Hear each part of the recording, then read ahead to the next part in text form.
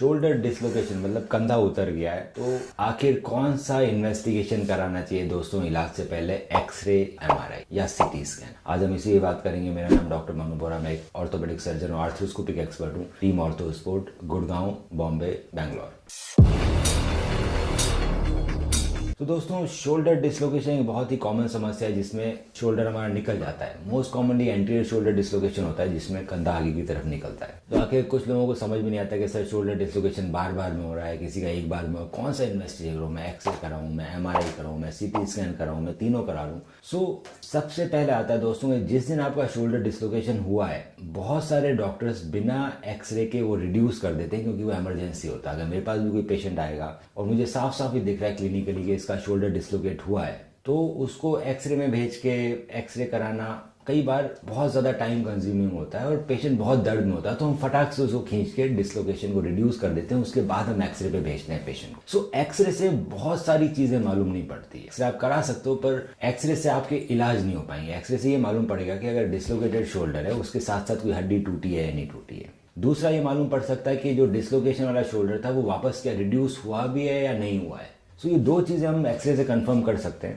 पर डिसलोकेशन के बाद बहुत ज़रूरी है कि आप एक एमआरआई कराई जाए। एमआरआई में मालूम पड़ता है दोस्तों कि आखिर शोल्डर डिसलोकेशन जब हुआ तो आपके शोल्डर में एक टिश्यू होता है लेब्रम, वो फट जाता है। हमारा जो शोल्डर जॉइंट होता है दोस्तों उसमें ग्लिनोइड होता है और ग्लिनोइड के पे आर्टिकुलेट करता है हमारी हाथ की हड्डी ह्यूमरल हेड। तो डिसलोकेशन के चांसेस कम होते हैं। ग्लिनोइड के चारों तरफ लेब्रम होता है, एक पहाड़ जैसा स्ट्रक्चर होता है कार्टिलेजियस, जो उसको डिसलोकेशन को बचाता है। जब इंसान का पहली बार शोल्डर डिसलोकेशन होता है तो वो लेब्रम टूट जाता है, तभी वो डिसलोकेट हुआ। तो जो पहाड़ वाला स्ट्रक्चर लेब्रम टूट गया है, अब वहां पे लेब्रम नहीं रहा है, इसको बोलता है बैंकार्ड लीजन। एक बार बैंकार्ड लीजन डेवलप हो गया तो आपका शोल्डर डिसलोकेट बार बार में करता रहेगा क्योंकि अब वहां पे वो लेब्रम ही नहीं है जो उसको बचा के रखा। इसको बोलता है रिकरेंट शोल्डर डिसलोकेशन। सो एमआरआई में मालूम पड़ता है कि आखिर हमारा बैंकार्ड लीजन कितना बड़ा है, कौन से एरिया में बैंकार्ड हुआ है, क्योंकि ग्लिनोइड गोल होता है तो उसमें क्लॉक होती है। मैंने उसको क्लॉक में डिवाइड कर रखा है, 12 o'clock, 3 o'clock, 6 o'clock, 9 o'clock, जैसे कि नॉर्मल क्लॉक होती है। तो जनरली जो मोस्ट कॉमन बैंकार्ड मिलता है दोस्तों वो मिलता है 3 to 6 के बीच में। एंटीरियर इंफीरियर लेब्रम टूटता है, इसीलिए एंटीरियर डिसलोकेशन कॉमन है। सो एमआरआई से ये मालूम पड़ता है कि आखिर हमारा बैंकार्ड टिश्यू कितना फटा है,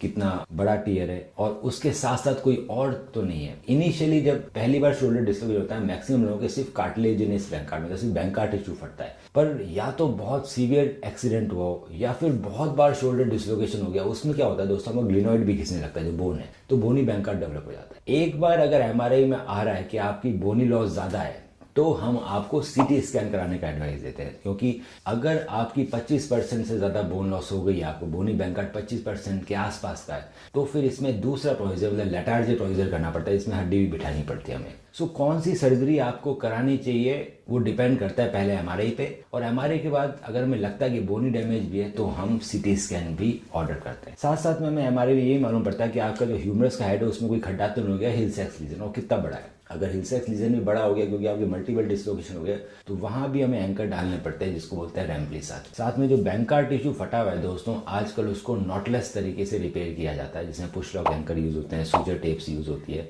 साथ में फाइबर टैग जैसे एडवांस एंकर आ गए हैं जो नॉटलेस तरीके से आपके बैंकार्ड टिश्यू को हम दूरबीन से रिपेयर कर देते हैं, कोई चीरा नहीं लगाने की जरूरत पड़ती, सिर्फ 2 से 3 छेद में सर्जरी हो जाती है और आपका बैंकार्ड टिश्यू वापस पूरा रिपेयर हो जाता है। एमआरआई में हमें ये भी मालूम पड़ता है कि जो शोल्डर के आसपास की जो मांसपेशियां हैं, रोटेटर कफ है, आखिर उसमें भी तो कोई इंजरी नहीं हुई है। सो इन्वेस्टिगेशन बहुत जरूरी है दोस्तों। डिसलोकेशन के बाद फर्स्ट इन्वेस्टिगेशन आता है एमआरआई, उसके बाद हम डिसाइड करते हैं कि हमें सीटी स्कैन की जरूरत है या नहीं है। शोल्डर डिसलोकेशन का इलाज पूर्ण तरह संभव है दोस्तों, सिर्फ दूरबीन की सर्जरी से करना होता है और आप बिल्कुल ठीक हो जाते हैं। आप जिसमें जितना लेट आएंगे, आप जितना इग्नोर करेंगे, उतना आपका शोल्डर ज्यादा घिसेगा। अगर उसमें बहुत बड़ा बोनी लॉस हो गया मल्टीपल डिसलोकेशन की वजह से, तो मुझे हड्डी काट के बिठानी पड़ती है, जिसकी वजह से हमारे हाथ के मोशन रेस्ट्रिक्ट हो जाते हैं। तो अगर आप लेट करोगे तो ऑपरेशन के बाद भी आपके हाथ के मूवमेंट पूरे नहीं आएंगे। कई बार ह्यूमरस साइड में इतना बड़ा खड्डा होता है जिसमें रैम्पलीसाज प्रोसीजर करना पड़ता है, तो पैसे भी ज़्यादा लगते हैं, एंकर भी ज़्यादा लगता है और रिजल्ट में भी मूवमेंट में रेस्ट्रिक्शन आती है इन प्रोसीजर्स के बाद।